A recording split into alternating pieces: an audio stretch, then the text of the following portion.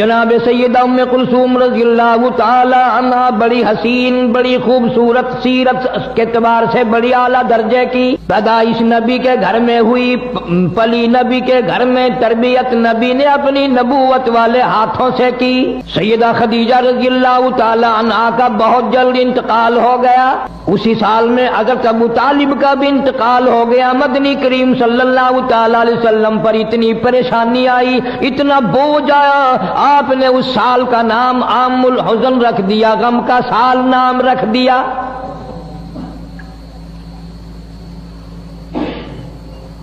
جناب سیدہ ام کلثوم رضی اللہ تعالیٰ عنہا کچھ سیانی ہو گئی، ابو لہب کے بیٹے سے نسبت کر دی۔ سیدہ رقیہ رضی اللہ تعالیٰ عنہا کی بھی، سیدہ ام کلثوم رضی اللہ تعالیٰ عنہا کی بھی اپنے چچا ابو لہب کے بیٹوں سے ان دونوں کی منگنی ہو گئی، ان دونوں سے رشتے ہو گئے۔ اعلان نبوت ہوا، وہ چچا جس نے نبی پاک صلی اللہ تعالی علیہ وسلم کی پیدائش پہ باندیاں آزاد کی، لونڈیاں آزاد کی، مٹھائی تقسیم کی، سارے مکے میں ادھم مچایا، اور دنیا والوں میرے یتیم بھتیجے کو دیکھو، آج کے بعد میرے گھر میں چراغ جلانے کی کوئی ضرورت نہیں۔ پیدائش کے وقت اتنی محبت کرنے والا، اتنا مسرت کا اظہار کرنے والا، اتنی خوشی منانے والا، جب آپ نے فاران کی چوٹیوں پہ کھڑے ہو کر اعلان فرمایا یا ایھا الناس، او لوگو قولوا لا الہ الا اللہ محمد الرسول اللہ، او لوگو کہو اللہ کے سوا کوئی حاجت روا نہیں، مشکل کشا نہیں، بیمار کو تندرستی دینے والا کوئی نہیں، اولاد دینے والا کوئی نہیں، اجاڑنے والا کوئی نہیں، بسانے والا کوئی نہیں، بادشاہ بنانے والا کوئی نہیں، بادشاہ کو اٹھا کر پھانسی کے تختے پہ لٹکا دینے والا اس کے سوا کوئی نہیں۔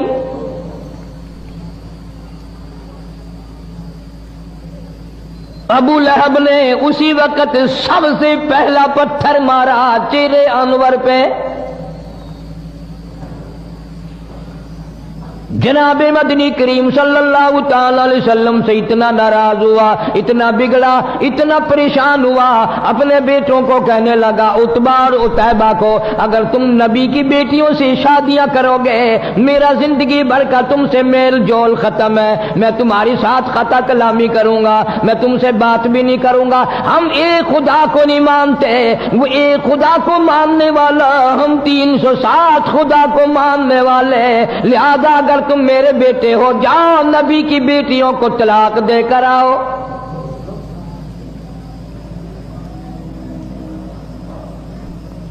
دھیوں کے درد وہی جانتے ہیں جن کے دھی ہیں، جن کے دھی نہیں وہ اس درد کو جانتے ہی نہیں، کس طرح نبھانی پڑتی ہے، کس طرح گزر کرنی پڑتی ہے، کس طرح سر جھکا کے اپنا وقت گزارا کرنا پڑتا ہے۔ محمد عربی صلی اللہ تعالی علیہ وسلم کے دروازے پہ ابو لہب کے چچا کے دونوں بیٹے آئے، اور بڑے نے تو صرف انکار کر دیا، ابھی رخصتی تو ہوئی نہیں تھی، لیکن چھوٹے نے نبی کریم صلی اللہ تعالی علیہ وسلم کی شان میں گستاخی بھی کی، بے ادبی بھی کی، دھی کی گالیاں بھی دی۔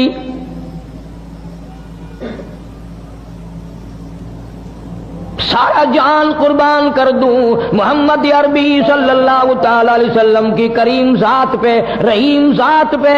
قرآن کریم میں ہے حریص علیکم بالمؤمنین علیکم بالمؤمنین رؤوف الرحیم۔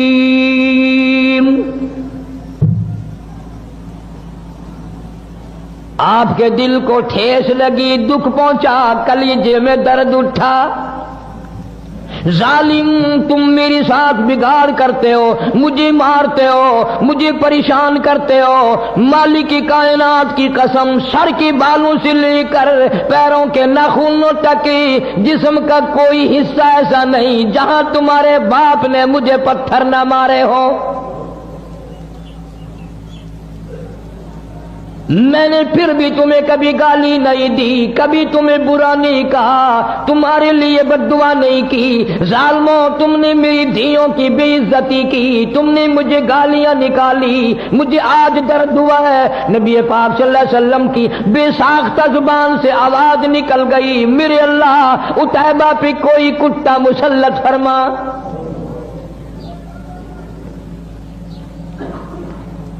لا الہ الا اللہ محمد الرسول اللہ اتنا سستا نہیں جتنا تو نے سمجھ رکھا ہے۔ تیرے گیان سونے کی قیمت ہے، چاندی کی قیمت ہے، کپڑے کی قیمت ہے، دکان کی قیمت ہے، مکان کی قیمت ہے، کلمے کی کوئی قیمت نہیں۔ جا کلمے کی قیمت پوچھنی ہو سیدہ ام کلثوم رضی اللہ تعالیٰ عنہا کی قبر سے پوچھ کیا، اور پیغمبر کی بیٹی کلمے کی وجہ سے تجھے کتنے صدمے اٹھانے پڑے۔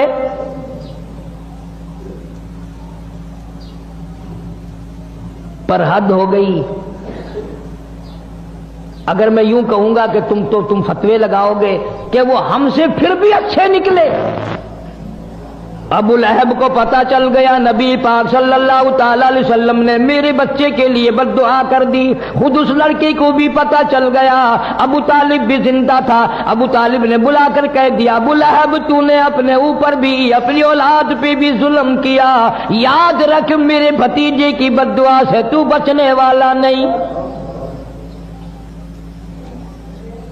بچ نہیں سکے گا۔ دونوں کو لرزہ طاری ہو گیا۔ نبی کی زبان کے سامنے، نبی کے فرمان کے سامنے کافر لرزہ کھا گیا۔ ان کو یقین ہے نبی کی زبان غلط نہیں ہو سکتی، نبی کا فرمان غلط نہیں ہو سکتا، نبی کا ارشاد غلط نہیں ہو سکتا۔ ابو لہب کافر کو بھی یقین ہے تو اتنا بڑا مسلمان ہے، حاجی ہے، نمازی ہے، غازی ہے، تو افسر بنا پھرتا ہے، تو ذمہ دار بنا پھرتا ہے، لیکن مالک کی کائنات کی قسم تجھے حضور کی زبان پہ یقین کوئی نہیں۔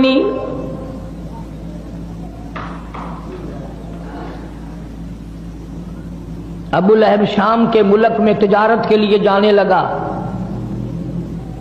بیٹے کو الگ نہیں رہنے دیتا ڈر کے مارے، میں اس کی حفاظت کروں گا۔ چلتے چلتے شام ہو گئی، راستے میں قافلہ ٹھہر گیا۔ ابو لہب اتنا بڑا دشمن سارے قافلے کے لوگوں کو اکٹھا کر کے کہنے لگا، تمہیں معلوم ہے کہ اس مکے کے نبی نے میرے بچے کو بد دعا دے رکھی ہے، ہمیں ڈر بڑا ہے، سارے سامان کا ٹیلا سا بناؤ، سارا سامان تجارت کا اکٹھا کر کے کتیبہ بناؤ، میرے بچے کو اس کے اوپر سلاؤ، چاروں طرف خود سو جاؤ تاکہ حفاظت ہو جائے۔ اسے یہ معلوم نہ تھا کس گھر کے ساتھ گستاخی کی ہے، کس گھر کی بے ادبی کی ہے، کس گھر کے ساتھ بے حرمتی کی ہے۔ اللہ پاک جل شانہ نے جنگل کے شیر کو آواز لگا دی، اور جنگل کے شیر میرے محبوب کے دشمن کو ختم کرنا تیری ذمہ داری۔ کن لوگوں کی میں بات کر رہا ہوں؟ انما یرید اللہ لِيُذْهِبَ عَنْكُمُ الرِّجْسَ أَهْلَ الْبَيْتِ وَيُطَهِّرَكُمْ تَطْهِيرًا۔ اللہ پاک فرماتے ہیں میں نے اپنے محبوب کریم صلی اللہ تعالی علیہ وسلم کے سارے گھرانے کو، آپ کے اہل بیت کو برائیوں سے خود بخود دور کر دیا، پاک بنا دیا میں نے ان کو۔ جنگل کا شیر آتا ہے، حیران کھڑا ہے، پریشان کھڑا ہے، کس طرح شناخت کروں، کس طرح پہچان کروں وہ کون ہے جس نے نبی پاک صلی اللہ علیہ وسلم کی بیٹی کو گالیاں دی ہیں۔ ظلم نہ ہو جائے، مجھ سے زیادتی نہ ہو جائے، اندازہ لگا کلمہ پڑھنے والا تو مسلمان ہے، جنت کا ٹھیکیدار ہے، بہت بڑا مسلمان بنا پھرتا ہے، قبر کا تجھے پتہ نہیں، حشر کا تجھے پتہ نہیں، پلسرات کا تجھے پتہ نہیں، تو نہ جانے دن میں زبان سے کتنے ظلم کرتا ہے، نہ جانے ہاتھ سے کتنے ظلم ڈھاتا ہے، نہ جانے قلم سے کتنے ظلم کرتا ہے۔ آج جنگل کا شیر کھڑا کھڑا رو رہا ہے، الہی مجھے پتہ نہیں چل رہا وہ کون گستاخ ہے، کوئی دوسرے کو چیر دوں ظلم نہ ہو جائے۔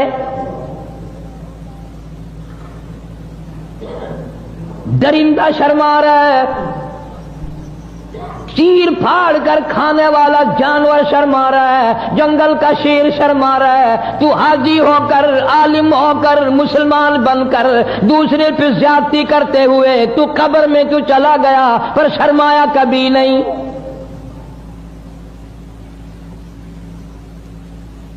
تیرا خیال یہ ہے کہ یہ رات دن کے معاملات بس یوں ہی جیسے ہوا گزر رہی ہے یوں ہی گزر جائیں گے؟ نہ نہ، ایک ایک سانس ریکارڈ ہو رہا ہے۔ بعض صحابہ اکرام نے حضور کریم صلی اللہ علیہ وسلم سے جب یہ سنا کہ ایک ایک لفظ لکھا جائے گا اور ایک ایک حرکت نوٹ کی جائے گی، خدا کی قسم 20 برس تک لوگوں سے کلام نہیں کیا، چھوڑ گئے تھے بولنا چولنا بھی۔ جنگل کا شیر انتظار میں کھڑا ہے، اللہ پاک جل شانہ کی طرف سے جنگل کو آواز آئی، شیر کو آواز آئی، اور جنگل کے شیر ان سب کے منہ دیکھ لے سونگ کر، جس کے منہ سے نبی کی دھی کو گالیاں دینے کی، بے ادبی کی، گستاخی کی بو آئے، بدبو آئے، اس کو مار ڈالنا ہے۔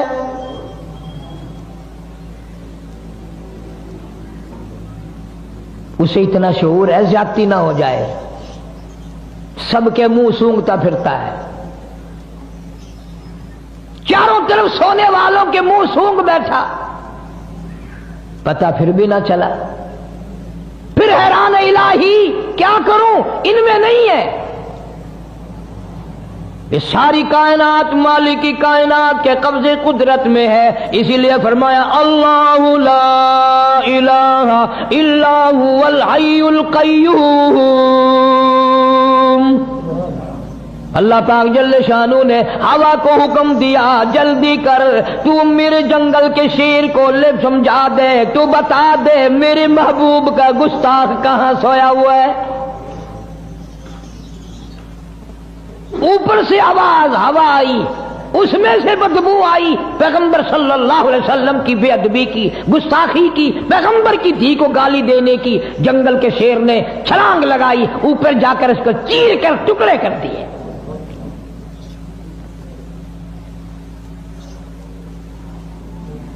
جا اللہ پاک تجھے مدینے پاک کی زیارت نصیب فرمائے، نبی پاک صلی اللہ تعالی علیہ وسلم کے گنبد خضرا پہ جا اور وہاں جا کر پوچھ کیا کالی کملی والے تیرا اس لا الہ الا اللہ محمد الرسول اللہ پہ کیا خرچ ہوا ہے؟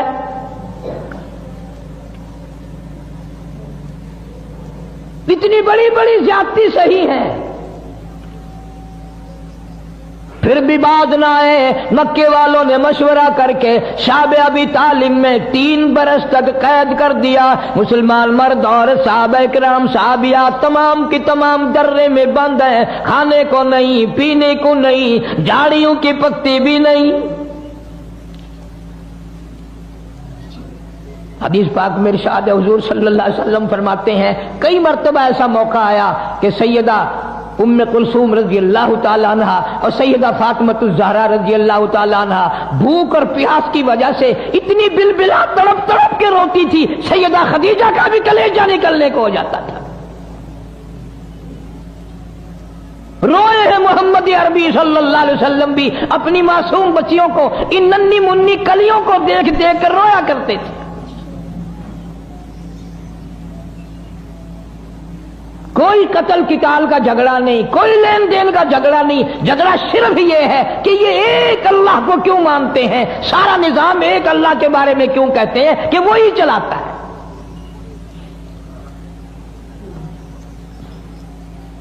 ایک دو دن کی بات نہیں، 3 برس تک بڑی مصیبتیں برداشت کرنی پڑی۔ مول بھی آتا کوئی نہیں دیتا، پانی مول کوئی نہیں دیتا، درختوں کے پتے بھی ملنے بند ہو گئے۔ اللہ اکبر اللہ۔ امام الانبیاء محبوب کبریا حضرت محمد مصطفیٰ صلی اللہ تعالی علیہ وسلم فرماتے ہیں میں نے اپنی بچیوں کو دیکھا، وہ بھی بیٹھی رو رہی ہیں، سیدہ خدیجہ رضی اللہ تعالی عنہا بھی رو رہی ہیں۔ میں نے ان سب پوچھا ان سب سے رونے کا، سیدہ خدیجہ کی بھی آواز نہ نکل سکی اور کہنے لگی کالی کملی والے بڑی مکے کی میں دولت مند عورت تھی، میں مشہور تاجرہ تھی، بڑا مال تھا، بڑا کاروبار تھا، بڑا دھندا تھا، بڑا روپیہ پیسہ تھا، بڑا سونا چاندی تھا، پر مجھے کوئی پشیمانی نہیں، خوش ہوں تمام کا تمام میرا لا الہ الا اللہ محمد الرسول اللہ پہ خرچ ہو گیا۔ آج حالت یہ ہے میں ان ننھے منھے بچیوں کو بھوکا دیکھ رہی ہوں، پیاسی دیکھ رہی ہوں، ان کی آواز تک نکلنی روتی روتی بند ہو گئی، میں آخر ماں ہوں کس طرح برداشت کروں؟ آپ کوئی دعا فرمائیں۔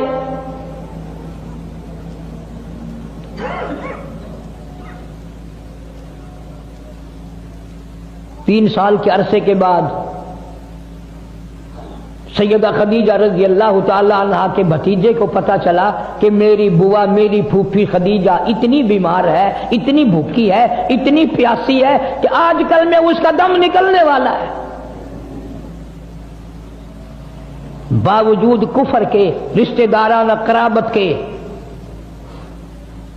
مدنی کریم صلی اللہ علیہ وسلم نے روتے ہوئے فرمایا او مکے والوں چلو ہمارا تمہارا توحید باری تعالیٰ میں جھگڑا ہے، کلمے کی وجہ سے جھگڑا ہے، لیکن یہ ہمارے بچے، یہ ہماری بچیاں، تم قریش کے خاندان کے ہو، عرب کے باشندے ہو، تم تو فخر کیا کرتے تھے مہمان نوازی پہ، ان بچوں کو تڑپتے ہوئے دیکھ کر مذاق کرتے ہو۔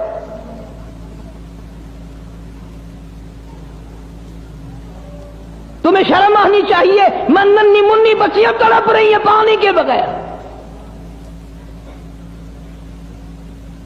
سیدہ خدیجہ رضی اللہ تعالیٰ عنہ کا بھتیجا تھوڑا سا کھانا لے کر آنے لگا، اتفاق سے ابو جہل کی نظر پڑ گئی، شور مچا کے کہنے لگا سرین خلاف ورزی ہو رہی ہے، مسلمانوں کے پاس کھانے پینے کی کوئی چیز نہیں جانے دی جائے گی۔ خدیجہ کا رضی اللہ تعالیٰ عنہ کا بھتیجا کہنے لگا میں سب کے لیے نہیں، میری پھوپھی بڑی بیمار ہے، میری پھوپھی کی بیٹیاں بڑی بیمار ہے، سیدہ ام کلثوم کا کئی دل کا فاقہ ہے، سیدہ فاطمہ الزہرا رضی اللہ تعالیٰ عنہا کا کئی دل کا فاقہ ہے، میری بوا کی دھیے بھوک سے مر رہی ہیں، پیاس سے مر رہی ہیں، میں تو صرف ان کے لیے لے کے چلا ہوں۔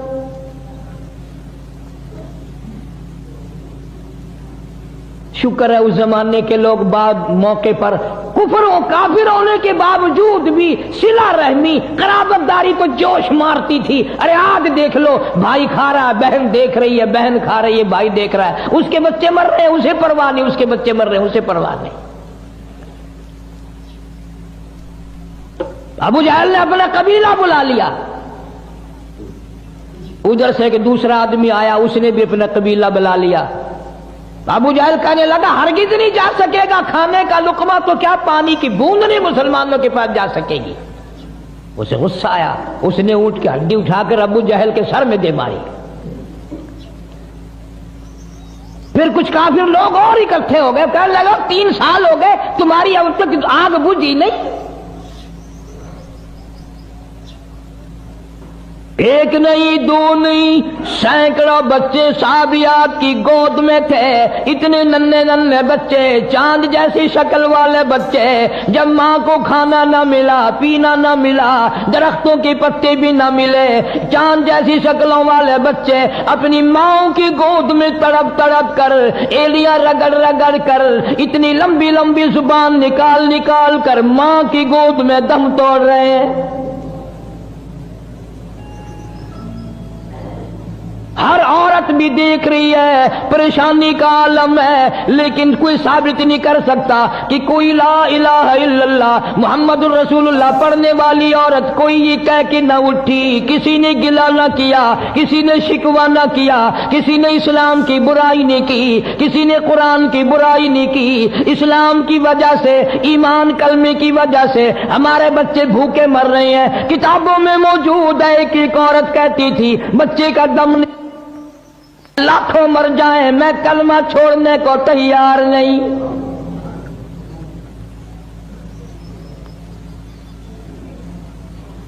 ہم رات دن میں کئی مرتبہ چھوڑ دیتے ہیں، جب بے ایمانی کرنے کا موقع ملے گا جب ہی چھوڑ دیں گے۔ سیدہ ام کلثوم رضی اللہ تعالی عنہا مکے میں تھی، ہجرت کر کے حضور صلی اللہ علیہ وسلم مدینہ منورہ میں تشریف لے گئے۔ زید بن حارث رضی اللہ تعالیٰ عنہ کو حضور صلی اللہ علیہ وسلم نے بھیجا، بعد میں جاؤ مکے سے میرے اہل و عیال کو، میرے بچوں کو لے آؤ۔ مدینے میں آ پہنچی، میدان بدر آ گیا۔ سیدہ رقیہ رضی اللہ تعالیٰ عنہ پیغمبر کی اس سے بڑی بیٹی جو حضرت عثمان رضی اللہ تعالیٰ عنہ کے نکاح میں تھی، ہجرت سے پہلے حبشے کی طرف حضرت عثمان نے جب ہجرت کی تو سیدہ رقیہ رضی اللہ تعالیٰ عنہ ساتھ تھی، اور آپ نے مکے سے میلوں باہر نکل کر رخصت فرمایا اور یوں فرمایا، عثمان حضرت ابراہیم علیہ السلام اور لوط علیہ السلام کے بعد تو پہلا آدمی ہے جو ایمان اسلام کے لیے بمع بیوی کے ہجرت کر رہا ہے۔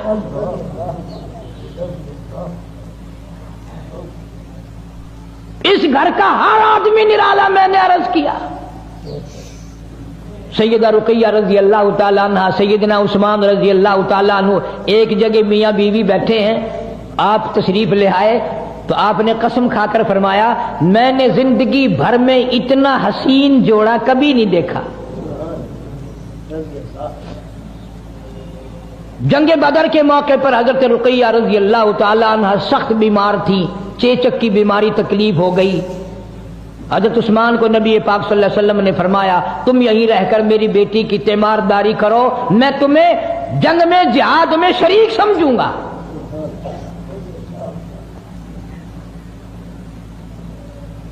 کتابوں میں آتا ہے کہ جب جنگ بدر سے حضور صلی اللہ علیہ وسلم واپس تشریف لائے تو جنت البقیع میں قبر کے کنارے پر حضرت رقیہ رضی اللہ تعالیٰ عنہ کا جنازہ رکھا ہوا تھا۔ بعد میں مدنی کریم صلی اللہ تعالیٰ علیہ وسلم جب بھی حضرت عثمان پر نظر پڑتی رضی اللہ تعالیٰ عنہ روتے نظر آتے، پریشان حال نظر آتے۔ آپ نے پوچھ لیا، میرے عثمان تو نے رو رو کر اپنا کیا حال کر لیا، تو اتنا غمزدہ کیوں ہے، تو اتنا پریشان کیوں رہتا ہے؟ حضرت عثمان نے عرض کیا، میرے آقا حضرت محمد الرسول اللہ صلی اللہ تعالی علیہ وسلم آپ کی لخت جگر جب بھی کوئی پریشانی آئے، جب بھی کوئی تکلیف آئے، فرمایا استعینوا بالصبر والصلاۃ، نماز پڑھو انشاءاللہ آسانی ہوگی، صبر کر، نماز پڑھ، ان اللہ مع الصابرین،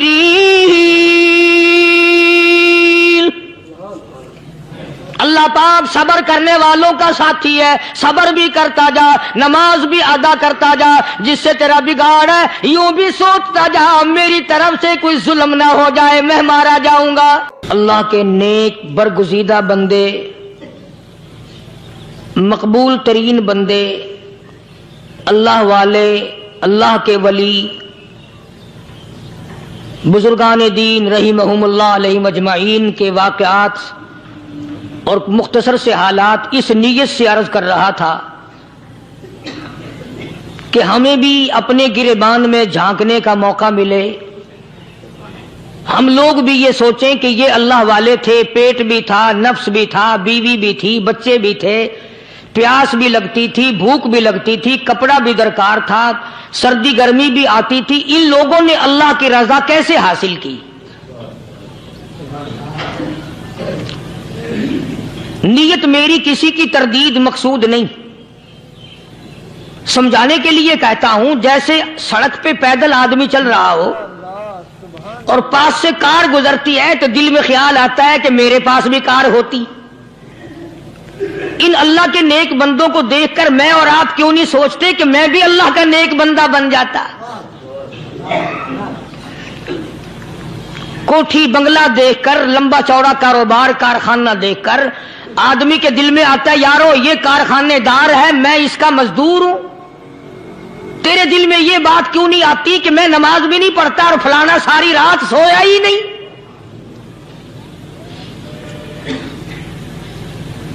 ہم لوگ اپنے معاملات میں، اپنے کردار کے بارے میں آخر کب سوچیں گے؟ وہ کون سی نئی زندگی ملے گی؟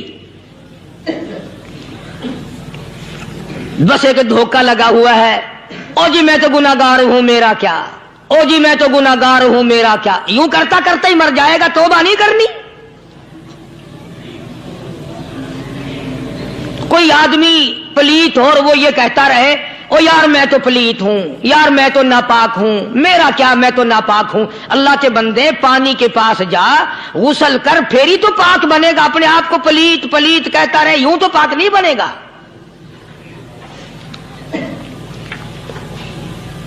یہ اللہ والے جو ہوتے ہیں آدمی کے اندر کو ٹھیک کرتے ہیں۔ جیسے ڈاکٹر کہتا ہے کہ اگر بلڈ پریشر کے مریض ہو تو نمک نہ کھاؤ، شوگر کے مریض ہو تو میٹھا نہ کھاؤ، بادی کے مریض ہو تو آلو نہ کھاؤ۔ اللہ والا کہتا ہے اگر تمہارے اندر شرک کی بیماری ہے تو خدا کے دروازے کے سوا کہیں نہ جاؤ۔ اللہ والے اندر کا علاج کرتے ہیں، روحانی علاج کرتے ہیں، اس بیماری کا علاج کرتے ہیں جو قبر میں کام آئے گی۔ جب اللہ والوں کی مجلس میں بیٹھو گے تو وہ تمہیں یہ بتائیں گے کہ نبی کی سنتوں کے پھول چھوڑ کر بدعت کے کانٹوں کی طرف نہ جاؤ۔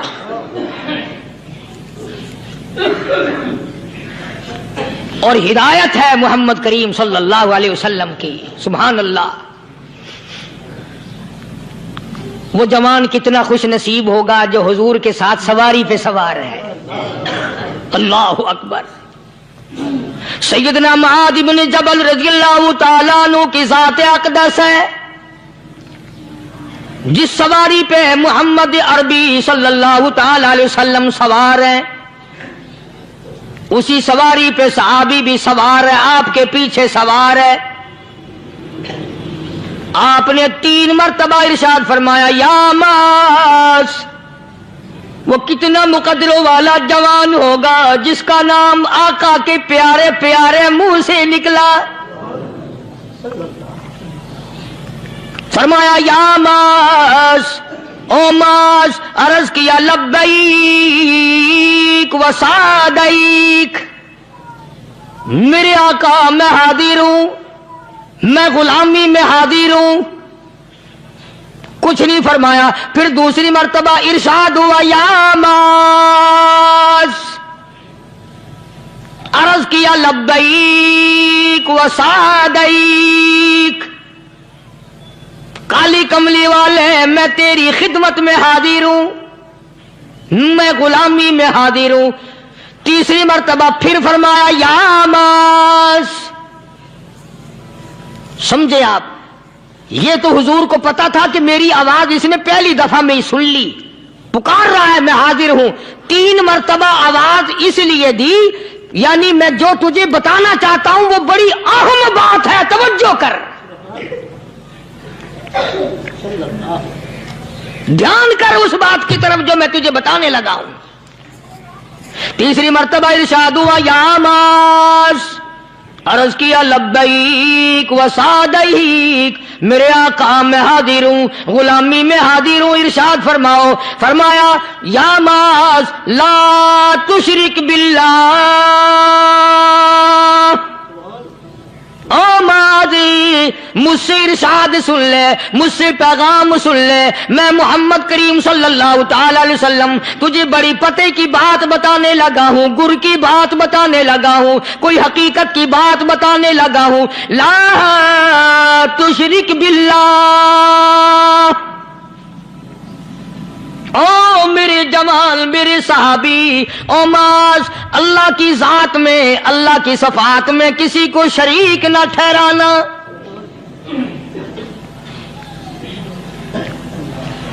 کسی کو بگڑی بنانے والا نہ سمجھنا، کسی کو پریشانی دور کرنے والا نہ سمجھنا، زندہ کرنے والا، مارنے والا، فقیر بنا دینے والا، فقیر کو شہنشاہ بنا دینے والا اس کے سوا کوئی نہیں۔ چلو ہو گئی بات، فرما دیا آپ نے کہ شرک نہ کرنا۔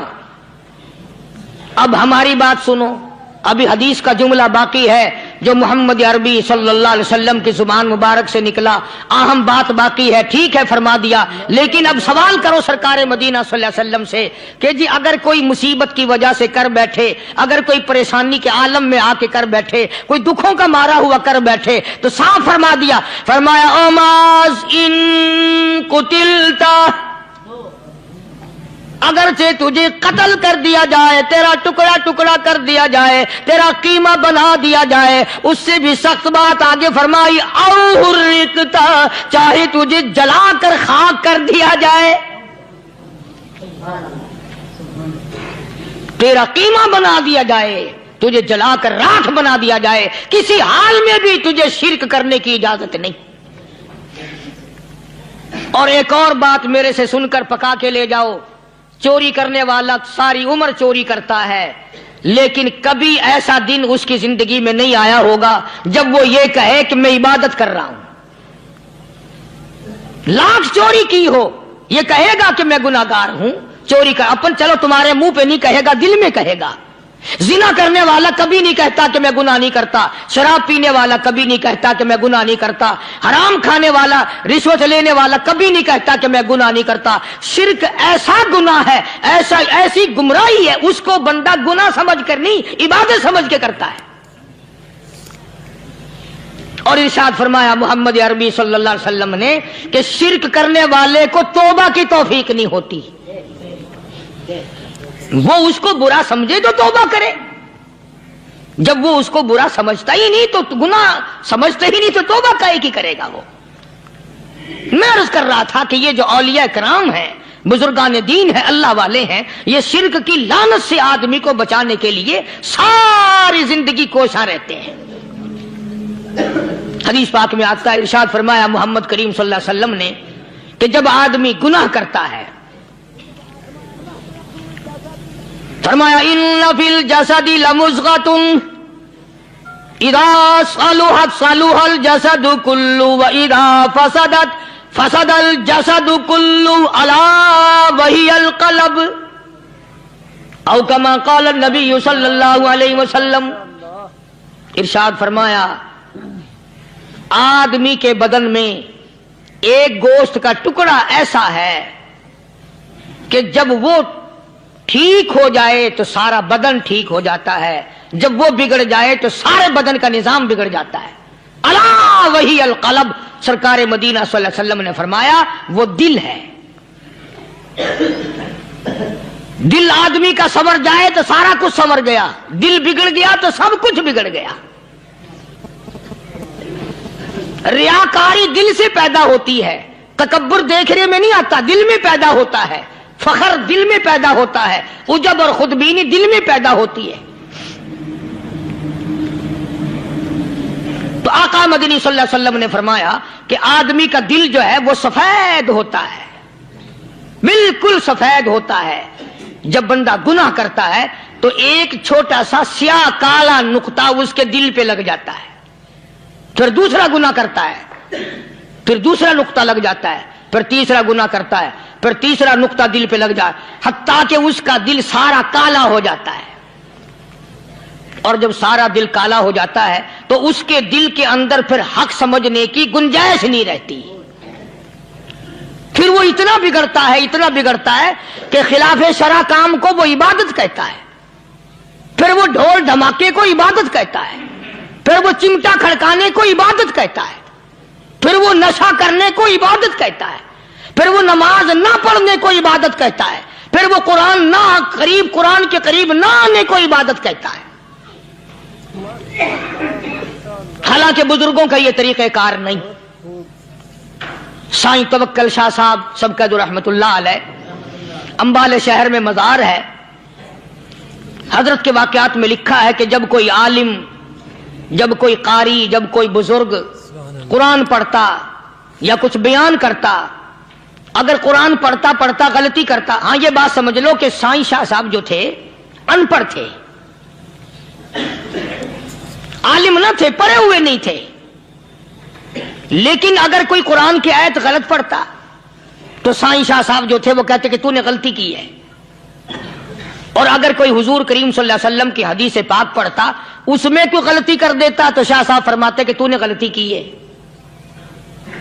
تو ایک دن مولویوں نے، عالموں نے، قاریوں نے مشورہ کر لیا اور کہنے لگے آؤ شاہ صاحب سے پوچھیں گے کہ ان کو، یہ پڑھے ہوئے تو ہے نہیں، ان کو پتہ کیسے چلتا ہے، آیت غلط پڑھی گئی یا حدیث پاک غلط پڑھی گئی، ان کو پتہ کیسے چلتا ہے؟ تو اللہ والے کی خدمت میں پہنچے اور جا کے یہ سوال کر دیا، اللہ والے سے یہ سوال کر دیا۔ آپ سب سبحان اللہ کہو تو میں آگے جواب بتاؤں۔ اللہ اکبر، اللہ اکبر، کیا شان ہے اللہ والوں کی۔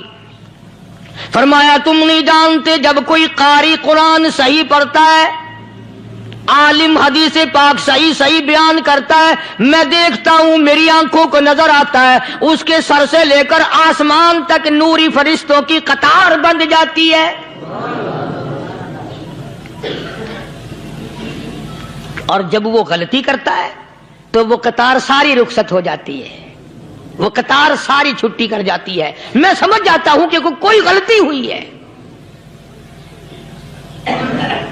یہ ہے اللہ والوں کی باتیں جو ہم لوگوں کے کام آنے والی ہیں، جو ہمارے سوچ و بچار کی ہیں، جو ہمارے کرنے کی ہیں، کہ کتنے کتنے دن ان حضرات کو فاقے کرنے پڑے، مصیبت جھیلنی پڑی، پریشانی اٹھانی پڑی، تو پرواہ ہی نہیں کرتے تھے۔ مخلوق سے سوال کرنا ان حضرات کے یہاں بہت بری بات تھی۔ بلکہ نفحۃ الیمن ایک عربی کورس کی کتاب ہے، درس میں پڑھائی جاتی ہے عربی مدرسوں میں۔ ہم نے جب سبق پڑھتے تھے تو ایک واقعہ پڑھا تھا کہ کسی پہاڑ کی غار میں ایک اللہ والا رہتا تھا اور اللہ اللہ کرتا تھا ہر وقت، اللہ کی طرف سے کھانا آ جاتا تھا اور وہ کھا لیا کرتا تھا۔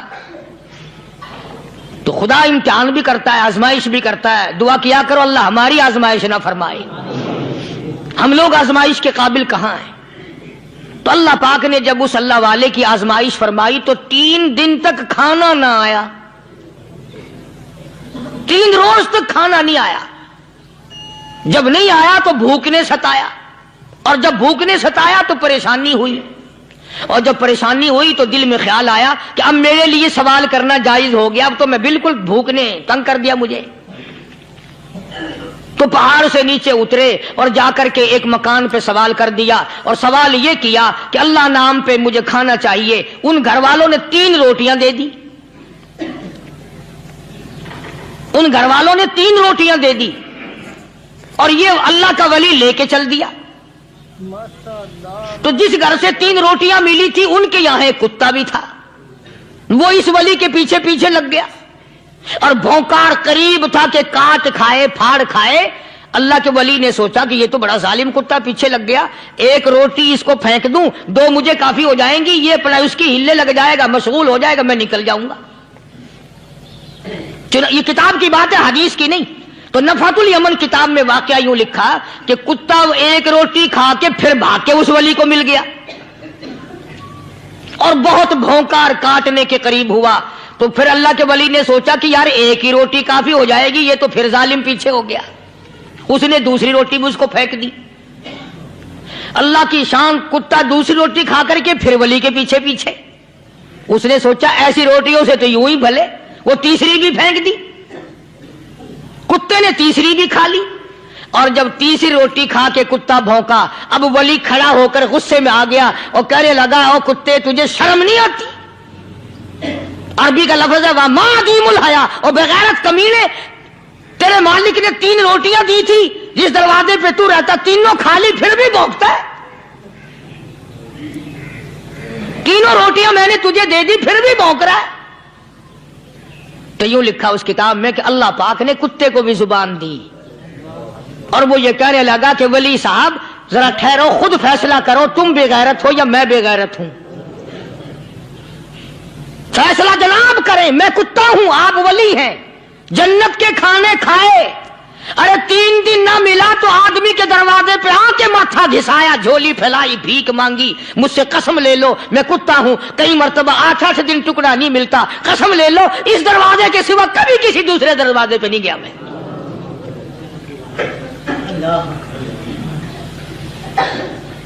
تجربہ کر لو، 3 دن کتے کو ٹکڑا ڈالو، چوتھے دن دم ہلا کر تمہارے پاؤں میں لٹے گا۔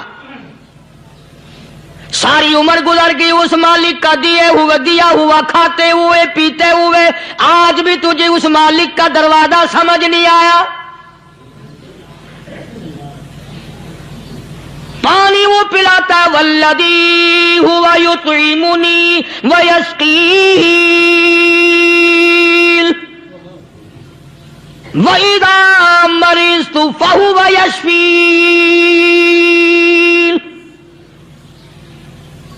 کتنا کھلاتا ہے، کتنے اعلیٰ درجے کے کھانے کھلاتا ہے، طرح طرح کے کھانے کھلاتا ہے،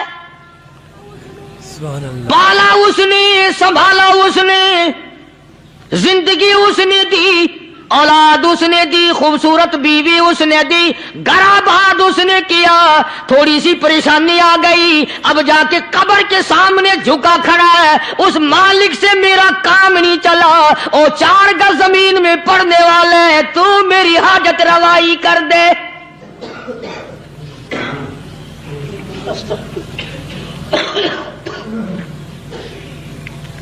کون سے ولی نے یہ تعلیم دی، کون سے ولی نے یہ ترغیب دی؟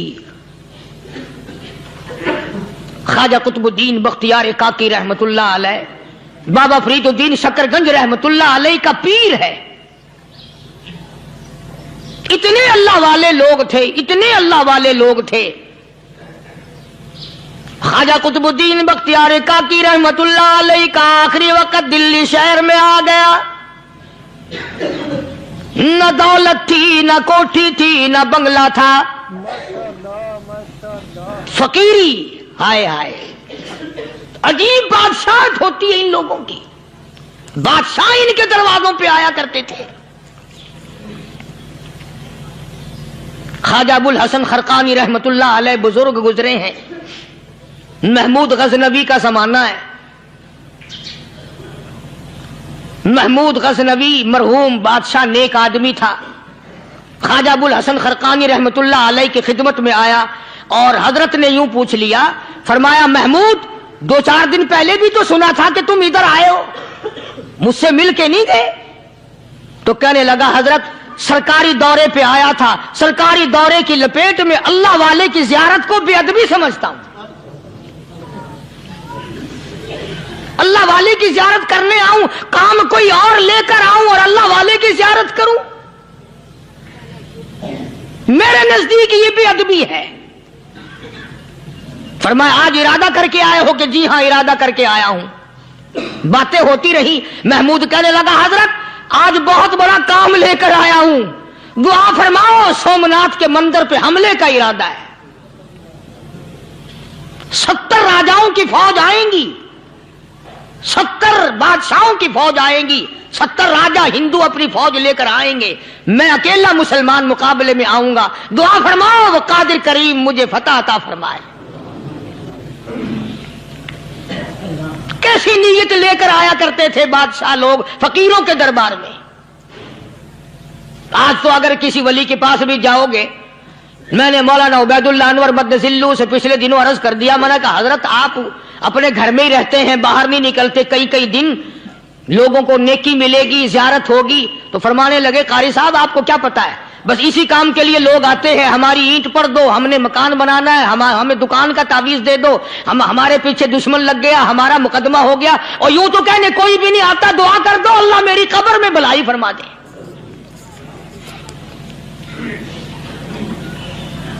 تو محمود غزنوی نے خواجہ ابو الحسن خرقانی سے درخواست کی کہ آپ دعا فرمائیں۔ اللہ والے نے دعا بھی فرمائی اور اپنا مسلح دے دیا۔ یوں فرمایا محمود جب مشکل وقت آ جائے اس مسلح پہ کھڑے ہو کر 2 رکعت نماز ادا کرنا، پتہ چلا کہ اللہ کی مدد جو ہے وہ نماز کے ساتھ ہے. میں تمہیں بھی بتاتا ہوں، ولی تو میں نہیں. جب بھی کوئی پریشانی آئے، جب بھی کوئی تکلیف آئے، فرمایا استعینوا بالصبر والصلاۃ، نماز پڑھو انشاءاللہ آسانی ہوگی. صبر کر، نماز پڑھ. ان اللہ مع الصابرین،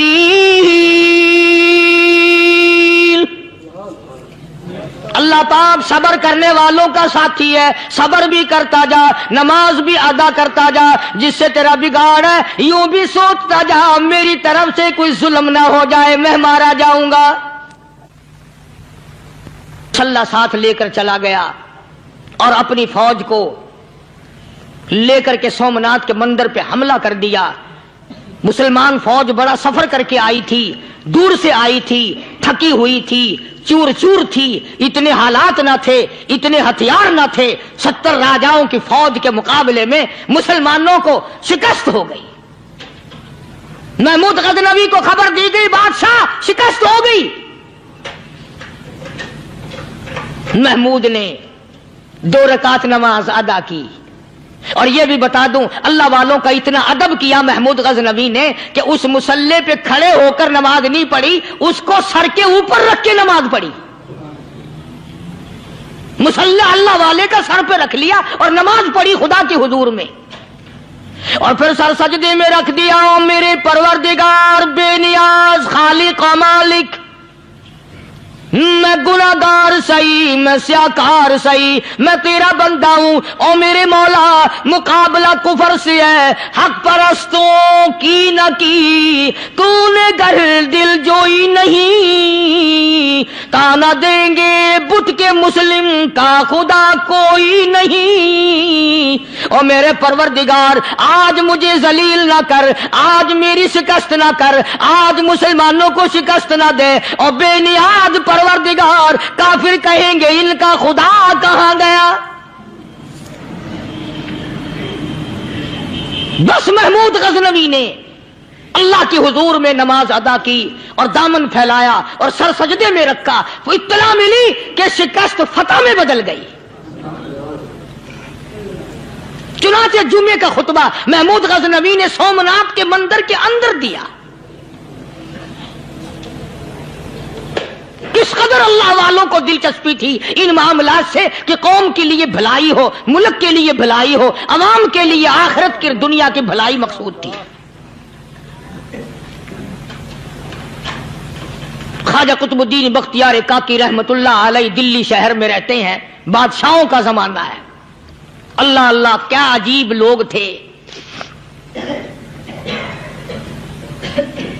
آج تو اچھے بھلے دیندار طبقہ نماز پڑھانے والوں کو نماز کے، غسل کے، وضو کے مسائل معلوم نہیں. دوستو ایسا وقت تھا سلطان صلاح الدین خلجی رحمت اللہ علیہ کو بادشاہ ہو کر عربی کی بہت بڑی 4 جلدوں میں کتاب ہے ہدایہ بادشاہ صلاح الدین خلجی کو زبان نہیں آتا. اتنی بڑی عظیم کتاب زبان نہیں آتی.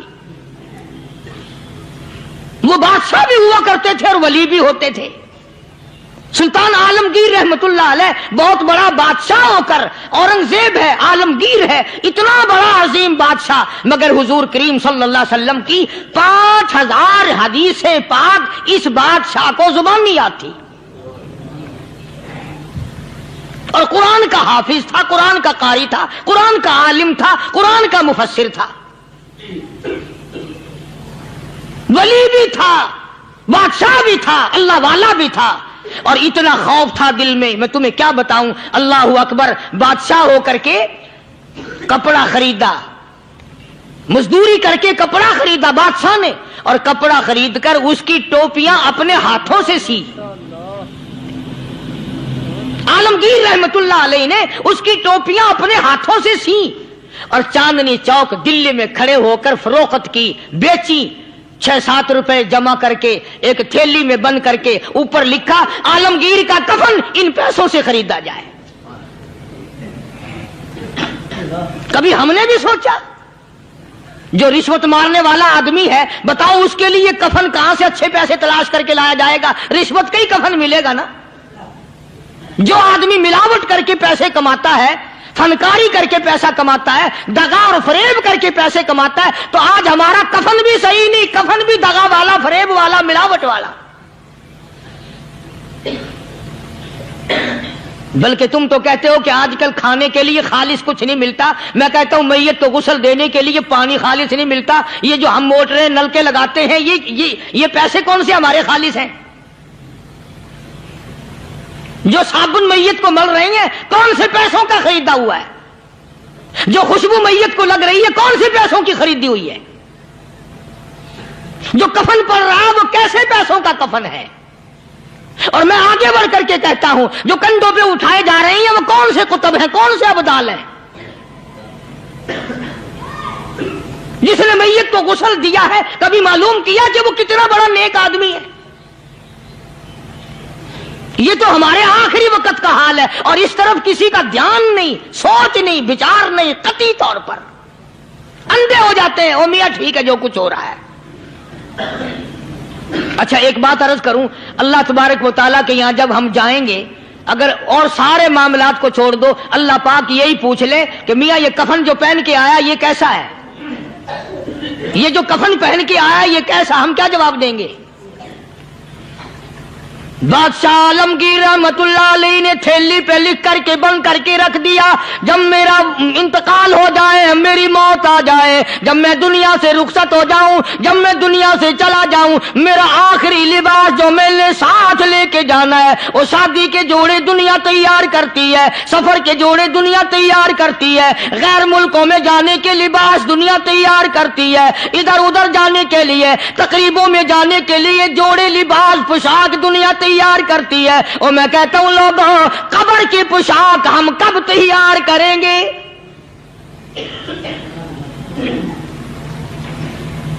आलमगीर रहमतुल्लाह अलैह ने खुद अपने कफन का इंतजाम करके रख दिया। हमारे घरों में तो अगर कफन का जिक्र करो तो घर वाले भी मुंह बनाएंगे, छोड़ो तुमने कफन की बातें बनानी शुरू कर दी अभी से ही।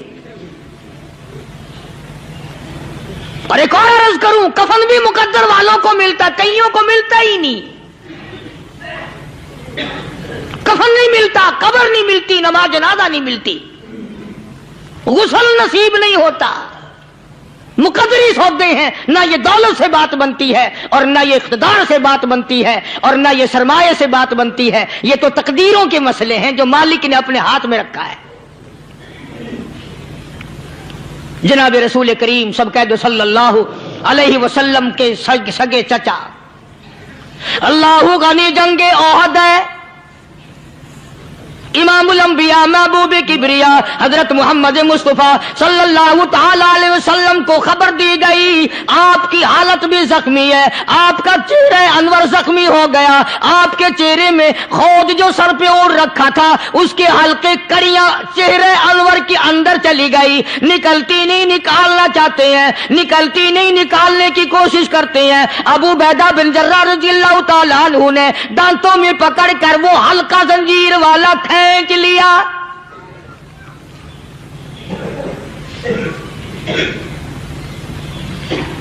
अल्लाहु गनी, उधर खून का फुवारा छूटा, खून का फुवारा छूटा। अल्लाह, अर्शे इलाही से आवाज आई, जिब्रील। पल झपकने के बराबर जिब्रील सारी दुनिया का निजाम तय कर सकता है। तवज्जो, अल्लाह ने आवाज दी, जिब्रील। अर्ज किया, हुजूर। फरमाया, याद रख, अगर मेरे महबूब का खून जमीन पे गिर गया तो फिर तू जिब्रील का आएगा। सिदरतुल मुंतहा से सेकंड तो बड़ी चीज होती है, पल झपकने से पहले जिब्रील ने आकर उस खून को संभाला है। इतनी अजमत है सरकार मदीना सल्लल्लाहु अलैहि वसल्लम की, अल्लाह तबारक व तआला के यहां और हर पैगंबर की। इब्राहिम अलैहिस्सलाम को वक़्त के बादशाह ने मंजनीक में बिठाकर यूं आग में फेंक दिया। उस मंजनीक में से, पंगूड़े में से खलील निकल चुका। आवाज आई जिब्रील, जवाब मिला हुजूर कि मेरा खलील को क्या हुआ? हजरत जिब्रील को हुक्म हुआ, याद रख अगर खलील का एक बाल भी जल गया तो जिब्रील किस काम का? अल्लाह तबारक व तआला के फरिश्ते ने पहले पहुंचकर आग पे पर बिछा दिए।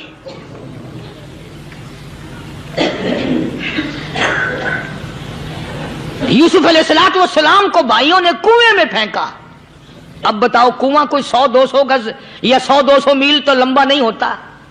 मैं खालिक की बेनियाजी तुम्हें बता रहा हूं, और अपने पैगंबरों की किस तरह हिफाजत फरमाते हैं। सुभान अल्लाह। भाइयों ने कुएं में धक्का दिया, जिब्रील जी ये क्या हुआ? तो मेरा नबी आया। मेरे नबी के कुएं में जाने से पहले तख्त बिछा दे। जिब्रील ने पर बिछाकर तख्त बना दिया।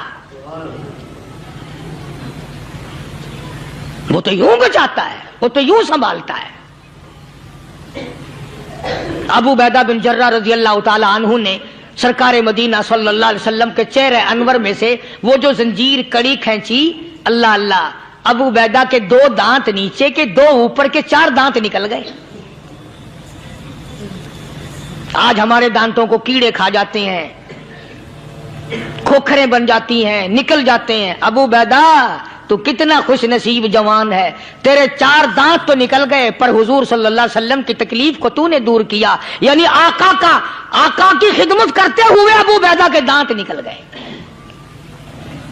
उधर अपनी तकलीफ है, इधर पता चला काली कमली वाले सल्लल्लाहु ताला अलैहि वसल्लम तेरे चाचा का हाल ठीक नहीं। सल्लल्लाहु अलैहि वसल्लम बड़ा सदमा पहुंचा, बड़ा रंज पहुंचा। एक बात करता हूं, तवज्जो करके लिख के ले जाओ, काम आएगी। बेटियों को बताओ, बहनों को बताओ। सरकार की नजर पड़ी, सरकार की नजर पड़ी। हजरत सफिया रजी अल्लाह ताला अन्हा, हुजूर की बुआ, हुजूर की फूफी, हजरत जुबैर रजी अल्लाह ताला अन्हु की अम्मा, अमीर हमजा रजी अल्लाह ताला अन्हु की बहन दौड़ी दौड़ी आती है। पता चला ना मदीने में कि भाई का हाल ठीक नहीं, शहीद कर दिया गया। औरत जात दौड़ी दौड़ी आई।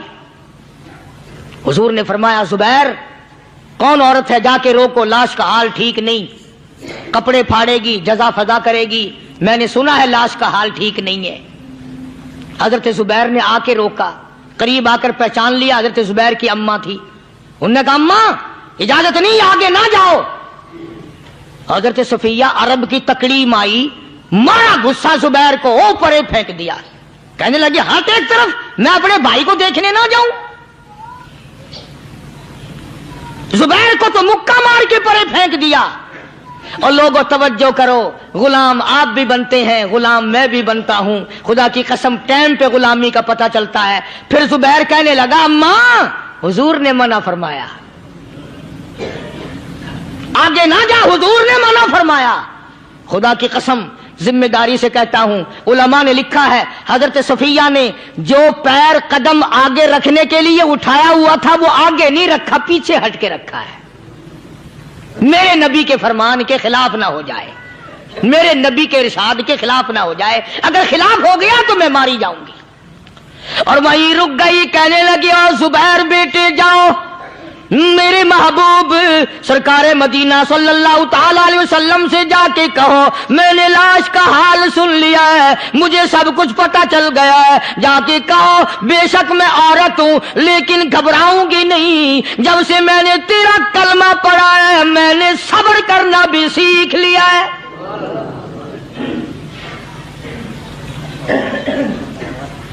मैं ज्यादा फदा न करूंगी, मैं कपड़े न फाड़ूंगी, मैं रोना धोना नहीं करूंगी। मदनी करीम सल्लल्लाहु अलैहि वसल्लम को हजरत जुबैर ने जाके बता दिया, मेरी अम्मा यूं कहती है। फरमाया फिर बेशक इजाजत है, जाए।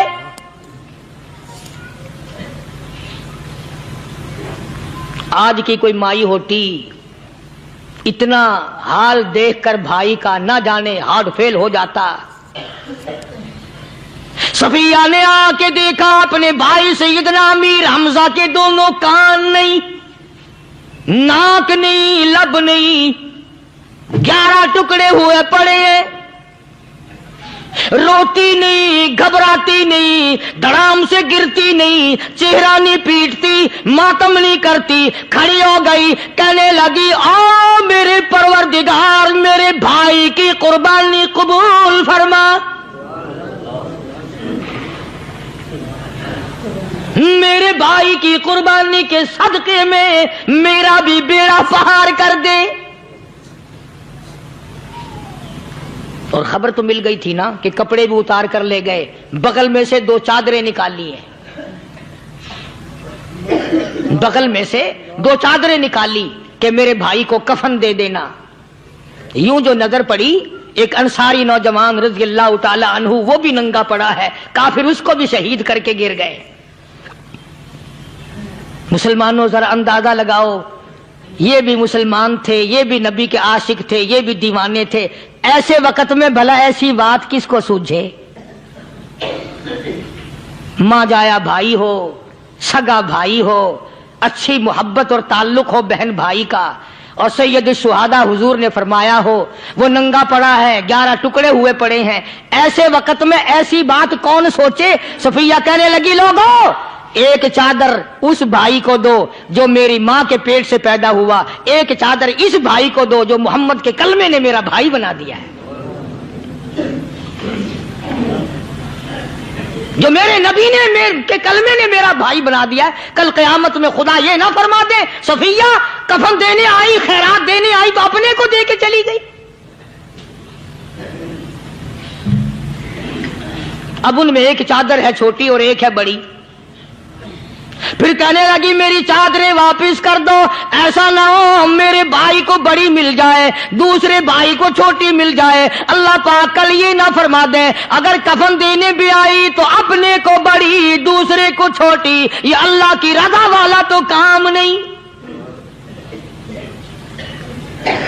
قرہ اندازی کی، سگے بھائی سیدنا امیر حمزہ رضی اللہ تعالیٰ عنہ کے حصے میں چھوٹی چادر آئی اور اس انصاری جوان کے حصے میں بڑی چادر آ گئی۔ چنانچہ جب محمد عربی صلی اللہ تعالی علیہ وسلم تشریف لائے تو حضور کو اتنا صدمہ پہنچا، میری مستقل کیسٹ ہے سیدنا امیر حمزہ رضی اللہ تعالیٰ عنہ کے عنوان پر، آپ لوگ اسے خرید کے سنیں۔ تم بھی کہتے ہو کہ ہم نے اسلام کی بڑی خدمت کی، ہم نے قرآن کی بڑی خدمت کی، ہم نے علماء اور طالب علموں کی بڑی خدمت کی، ہم نے مسجد اور مدرسوں کی بڑی خدمت کی۔ میں یہ کہتا ہوں آؤ دیکھو تو صحیح کہ ان حضرات نے کہاں تک قربانیاں دی ہیں۔ حضور نبی کریم صلی اللہ تعالی علیہ وسلم جب اپنے پیارے چچا کی لاش پہ آئے، چہرے پہ نظر پڑی، دونوں لب نہیں، کالی کملی والے صلی اللہ تعالی علیہ وسلم نے منہ میں جھانک کر دیکھا تو زبان نہیں، ذرا نیچے کو نظر کی، پیٹ میں جگر اور کلیجہ نہیں، دونوں ہاتھ نہیں، دونوں کان نہیں۔ یہ حال دیکھ کر حضور صلی اللہ علیہ وسلم کو چکر آ گیا، زمین پہ تشریف فرما ہو گئے، اور پھر بلکہ یہاں تک لکھا ہے کہ آپ نے یوں فرمایا او میرے مالک اگر صفیہ مائی میری بوا پھوپھی یہاں نہ ہوتی تو میں یہ ٹکڑے بھی نہ اٹھاتا، اگر تو یوں ہی راضی ہے تو میں بھی یوں ہی راضی ہوں۔ اور پھر جب ان ٹکڑوں کو جوڑا گیا تو صحابہ نے عرض کیا یا رسول اللہ صلی اللہ تعالی علیہ وسلم، امیر حمزہ قداور آدمی تھا، لمبا تکڑا بہادر آدمی تھا، حالت یہ ہے چادر چھوٹی ہے بھی ایک ہی، اگر سر ڈھانپتے ہیں تو پیر کھل جاتے ہیں، پیر ڈھانپتے ہیں تو سر کھل جاتا ہے۔ حضور نے فرمایا سر کو چھپا دو، پیروں پہ میرے چچا کے درختوں کے پتے ڈال دو۔ میں یہ عرض کر رہا تھا کہ اللہ والے ہر وقت میں آدمی کی اصلاح کی کوشش کرتے ہیں، اسے بنانے کی کوشش کرتے ہیں، اسے سمجھانے کی کوشش کرتے ہیں۔ اللہ تبارک و تعالی ہر مسلمان کو توفیق دے کہ وہ اپنی زندگی بھر اللہ والوں کی خدمت میں جانے آنے کی، قرآن کی خدمت کی ہر وقت پروگرام بنائے، نیت خیر رکھے۔ کیوں؟ اس لیے اسی کو کہتا ہے کہ لیے پھرتی ہے بلبل چونچ میں گل، لیے پھرتی ہے بلبل چونچ میں گل اور ڈھونڈتی ہے شہید ناز کی تربت کہاں ہے. تلاش کرتے ہیں جانور پرندے کہاں پر اللہ کی رحمت برس رہی ہے. تو ہمیں بھی اللہ کی رحمت کا طالب ہونا چاہیے, اللہ کی رحمت کا متلاشی ہونا چاہیے. اللہ پاک مجھ پہ اور آپ سب پر, ساری امت پر اپنا کرم فرمائے. آسمانی کتابیں نازل فرمائی, اسی کو لوگ زیادہ چمکاتے ہیں.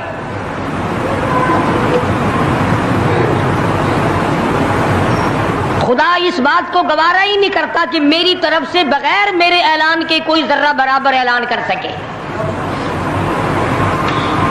وہ کسی قلندر کو, کسی ملنگ کو, کسی کو اختیار نہیں دیتا. جن کا خدا جیتا جاگتا حی و قیوم قائم دائم ہے وہ تو ایسا ہے, اور جن کا خدا کبھی پیدا ہوتا ہے کبھی مر جاتا ہے ان کی میں بات نہیں کرتا.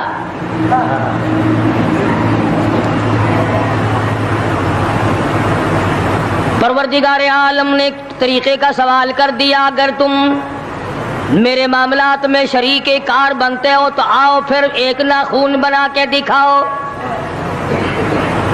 ایک بال بنا کے دکھاؤ, درخت کا ایک پتا بنا کے دکھاؤ, پتھر کا ایک روڑا بنا کے دکھاؤ, مٹی کا ایک ذرہ بنا کے میرے سامنے لاؤ. پروردگار عالم نے فرمایا چلو تم سے گائے کیا بنواؤں گا, بھینس کیا بنواؤں گا, بکری کیا بنواؤں گا, زمین و آسمان تم کیا بناؤ گے, چاند سورج ستارے کیا بناؤ گے, انسان تو بنانا تمہارے بس کا کام کہاں ہے. لن یخلقوا ذبابا, تم مجھے مکھی کا ایک پر بنا کے تو دکھاؤ.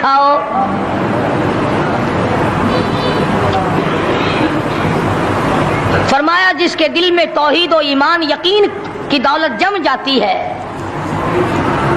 وہ لوگ تو دنیا ہی میں ایمان کا مزہ چکھتے رہتے ہیں, ایمان کی لذت آتی ہے. صحابہ اکرام رضوان اللہ تعالی علیہم مجمعین کی جماعت نے دنیا ہی میں جنت کو دیکھا, جنت کی خوشبو سونگھی, کسی کو جنت کی ہوا لگی, کسی نے جنت کا نقشہ دیکھا, کسی کو جنت کا نظارہ کرا دیا گیا دنیا ہی میں.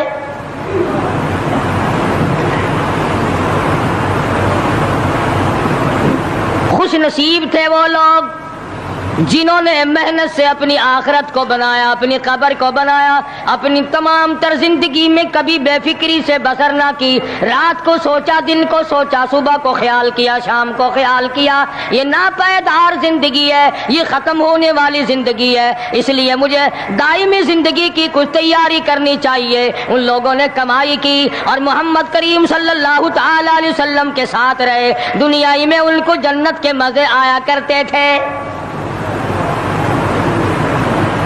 من عمل صالحا من ذکر او انثى وهو مؤمن فلنحيينه حياة طيبة. محنت کرنی پڑتی ہے, تکلیف اٹھانی پڑتی ہے, پریشانی جھیلنی پڑتی ہے, جب جا کر کچھ کام بنتا ہے, استقامت کے ساتھ کام بنتا ہے, جہاد فی سبیل اللہ کے ساتھ کام بنتا ہے, گردنیں کٹانے سے کام بنا کرتا ہے, اپنی جانوں کا قیمہ بنوانے سے کام بنا کرتا ہے. پھونک مارنے سے نہ کبھی کام بنا اور نہ آج بن سکتا ہے.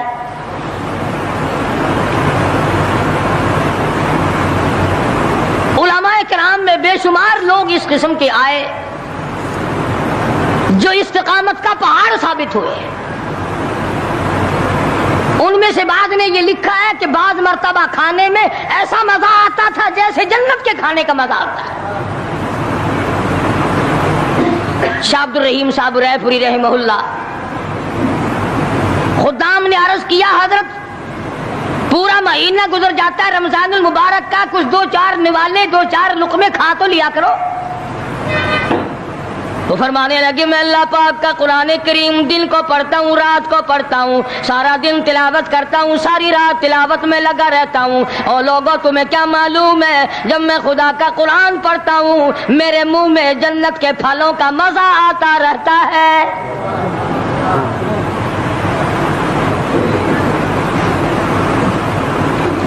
صحابی ہے مدنی کریم صلی اللہ تعالی علیہ وسلم کا، احد پہاڑ کی طرف جا رہا ہے، ایک دوسرا صحابی سامان لے کے لینے کے لیے واپس آ رہا ہے، وہ جانے والا پوچھتا ہے کدھر چلا؟ کہتا ہے مجھے فلانا کام ہے۔ پوچھا تم کہاں چلے؟ کہتا رب ذوالجلال کی قسم احد پہاڑ سے جنت کی خوشبو آ رہی ہے۔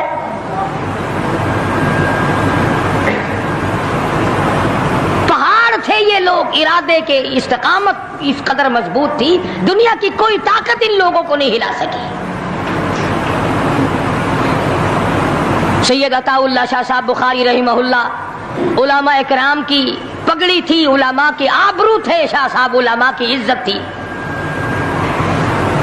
امرتسر میں جلسہ کیا شاہ صاحب نے، اطلاع ملی بہار میں لوگوں نے حسین احمد مدنی کی پگڑی اتار کر جلا دی۔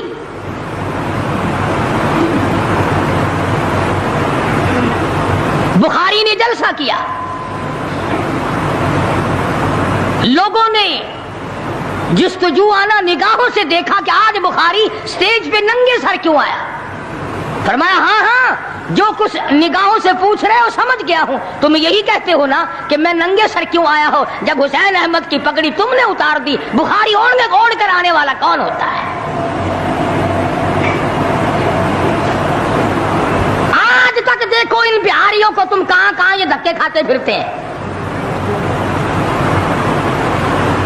مولانا حسین احمد مدنی رحمت اللہ علیہ کی پگڑی اتاری، پیروں کے نیچے بلی اور جلا دی، داڑھی میں شراب پھینکی، بے عزتی کی، پتھر مارے۔ جو سب سے آگے تھا صبح کو تالاب میں نہانے گیا، پیر اوپر ہے سر نیچے ہے، لوگ کہنے لگے بلے بلے اتنا لمبا سانس۔